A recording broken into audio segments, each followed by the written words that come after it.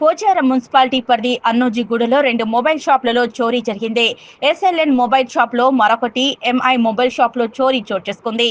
67 mobiles తో పాటు LED టీవీలను ఎత్తికెళ్లారు గుర్తు తెలియని దుండగులు.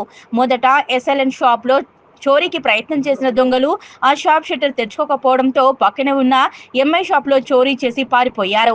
చోరీ చేసే క్రమంలో ఒకరి కాలుకు గాయాలు అయి ఉంటాయని అనుమానం వ్యక్తం చేస్తున్నారు పోలీసులు. షట్టర్ ముందు రక్తం ఉండడంతో ఈ అనుమానానికి కారణం జరిగింది. చోరీ జరిగిన సంఘటన స్థలానికి చేరుకున్న పోలీసులు అనంతరం క్రైమ్ స్పాట్ ని పరిశీలించారు. రాచకొండ క్రైమ్ డీసీపీ అరవింద్ బాబు.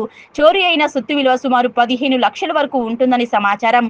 మొబైల్ షాప్ యజమాని మల్లేష్ మాట్లాడుతూ, నిన్న రాత్రి షాప్ క్లోజ్ చేసి వెళ్లామని, ఉదయం 10 గంటలకు వచ్చి చూసేసరికి షాప్ తాళాలు పగలగొట్టి ఉన్నాయన్నారు. వెంటనే పోచారం పోలీసులకు సమాచారం అందివ్వడం జరిగిందని తెలిపారు. రాత్రి 2:39 దొంగతనం జరిగింది. Smart phones 67 smart phones, branded accessories, ఒక పైన ఉన్న సెట్ అవన్నీ ఎత్తుకపోయారు. Mobiles, main smart phones 67 smart phones, keypad phones అక్కడ అవి అయితే కరెక్ట్గా ఏం లెక్క ఇంకా నేను చూడలేదు. స్మార్ట్ ఫోన్స్ మాత్రం 67 స్మార్ట్ ఫోన్స్ పోయినాయి. అవి కాకుండా యాక్సెసరీస్, బ్రాండెడ్ యాక్సెసరీస్, టీవీలు, ఎల్ఈడి టీవీలు ఎంఐ కంపెనీవి, అట్లనే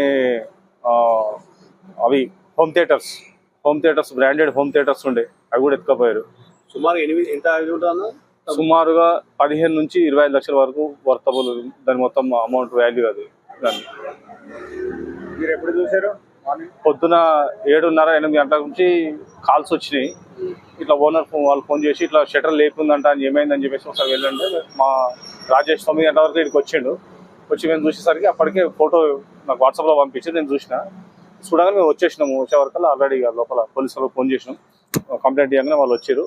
వాళ్ళు కూడా వచ్చి చెక్ చేసి క్లూస్ టీమ్ అందరూ వచ్చారు. వాళ్ళు అది చేస్తారు. ఇక్కడ ఎన్ని షాపుల్లో దొంగతనం అయింది? ఇక్కడ ముంగట కూడా జరిగిందని చెప్తున్నారు. వాళ్ళకి అక్కడ బ్లడ్ అదే అయిపోయింది. బ్లడ్ కూడా ఆయనకు పడింది కూడా. అక్కడ కట్ చేసినప్పుడు ఆయన బ్లడ్ ఉండి ఆ బ్లడ్ కూడా మళ్ళీ అదే పర్సన్ ఇక్కడనే మన షాప్లో కూడా ఆయన బ్లడ్ కూడా పడింది.